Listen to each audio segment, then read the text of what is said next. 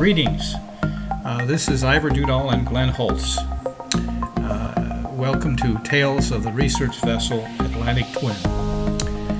Now, the video was originally a film which I took in 1973 during this cruise to the York Bight to sample the sewage sludge dump site.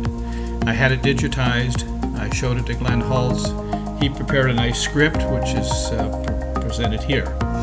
And these bring back lots of memories, and I hope the students who now are in their 70s, maybe 60s or 70s, enjoy this video and get back to us with comments. It's been a lot of fun, and we're hoping to hear from you. Here we list the participants, mainly graduate students at the State University of New York at Stony Brook. Rob Adler, Joe Elise, John Armstrong, Malcolm Bowman, Iver Duedall and Malcolm were professors at the SUNY. Doug Hardy and Glen Hulse, staff scientists. David J., Seth Lowe, Paul Moskowitz, Jeff Parker, W. Philpott, Mike White, and Lou Wunderlich. And we acknowledge the crew and the captain of the RV Atlantic Twin, who were great participants. We acknowledge the late Dr. Don Squires, head of New York Sea Grant, for providing the support for this work. Reviewing a July 1973 calendar, it looks like on Thursday or Friday, that's the 26th or 27th, we were loading the ship with the equipment, and it may be that we left the dock at the Coast Guard station on Fire Island around the 29th, that's a Sunday, or maybe the 30th, and we're headed to the New York Bight. Here we can see the New York Bight. It's a bathymetric chart showing the bottom topography. Notable is the Hudson Shelf region, where the Hudson Canyon is located, a submarine canyon formed by turbidity currents thousands of years ago. And our sampling area was just above the H there in Hudson, and we were out there for about 4 or 5 days. Why were you on our way to the New York Bight? What was the goal of this expedition? Basically, our interests were to track the discharge of sewage from a dumping vessel. In the New York Bight, routinely, New York City during that period of time would run barges out to the New York Bight and discharge sewage sludge. It was a way of getting rid of a difficult waste product. Here you can see a picture of a barge. It may not be the New York City barge, but it is a barge discharging anaerobic sewage sludge. We would position the research vessel, the Atlantic Twin, near the dumping vessel, a little bit delicate, and then we would gather samples of seawater with the sewage in order to track the dilution of the sewage by seawater. We would also track the water currents using drogues, and you'll see more about the drogues in the video. It was a little bit of a delicate operation a few times, as the crew or the winch operator was not very interested in running the winch when it was coated with when the wire was coated with sewage. So I think it was Malcolm Bowman reminded me that we eventually ran the winch. Anyway, these are the things that you learn while you're sampling in the ocean. Here we have a good view of the RV Atlantic Twin, a bit rusty, but very seaworthy. She has a 40-ton displacement, and over the years was used by other universities and also by governmental agencies for ocean work.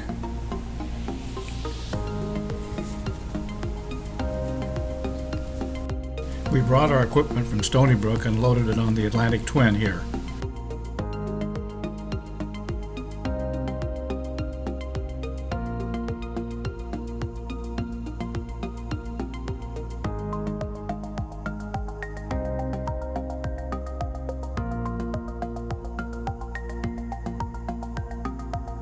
So the students manhandling the equipment, struggling a little bit.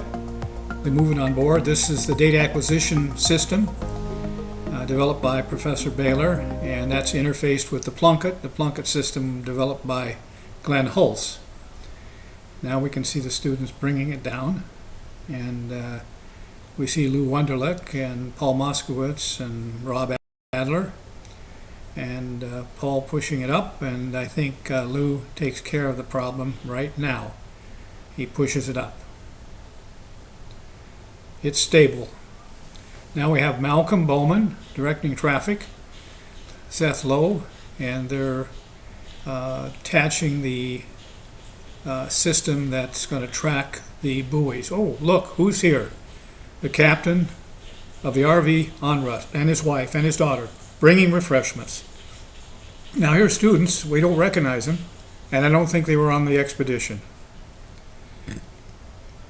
Now we have John Armstrong, and also we see here Waveney Bowman and their daughter, Gail, and they joined to send us off, and we were happy to see them. And then my wife showed up with our son Paul and Mark, and there's Sally Bowman, and there's our son Paul and Sally having fun, and there's the captain having a cold one. And here we see Glen Hulse and Mary, my wife, and our son Mark. They're attaching the antenna system. Most everyone pitched in to attach the RDF antenna, the radio direction finding antenna, to the ship's mast. This RDF system or antenna was used to track the subsurface drogues, a parachute drogue, which we'll see later, in order to track the ocean currents in this area.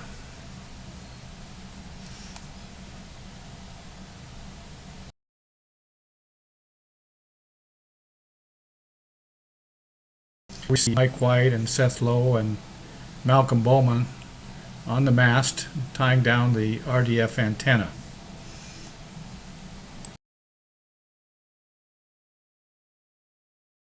Around noon on Sunday, Malcolm explained the purpose of the cruise. He set up the shifts, 6-12 and 12-6, and assigned those people to their chief scientist shifts.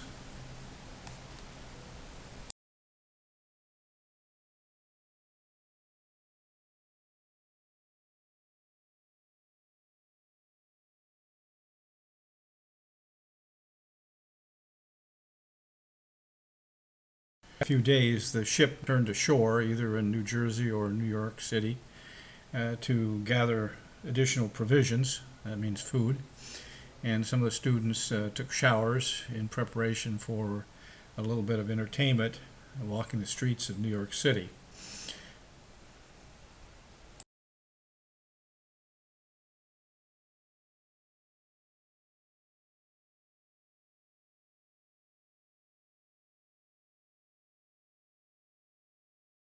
Shown here is the Plunkett, the lifeblood of our sampling system. Glen Hulse making some adjustments. In the ship's lab, we see John Armstrong looking over the manual for the CTD system. That's conductivity, temperature, and depth. Conductivity basically equivalent to salinity, using this probe, which is lowered down. It's made by Interocean, maybe sold by the Plessy Company. It's quite a delicate instrument for the time, and it's lowered down to the depth, and you can measure temperature, salinity, and depth automatically.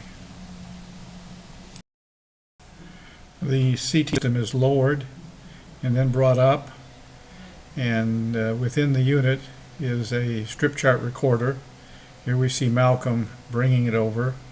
washing off the seawater with fresh water, and he'll pull out the strip chart recorder, and we can see a record of depth and salinity and temperature.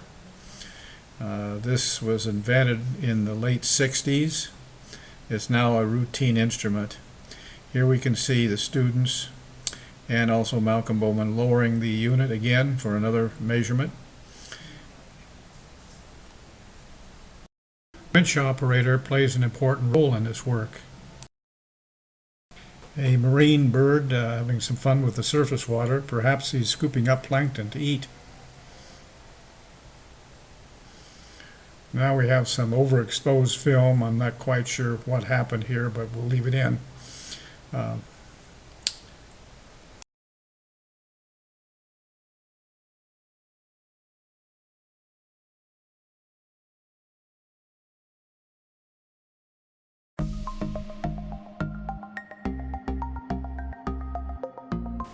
It's Mike White, Seth Lowe, and Paul Moskowitz bringing up the CTD and also a bathythermograph, which is shown here, and we'll explain that.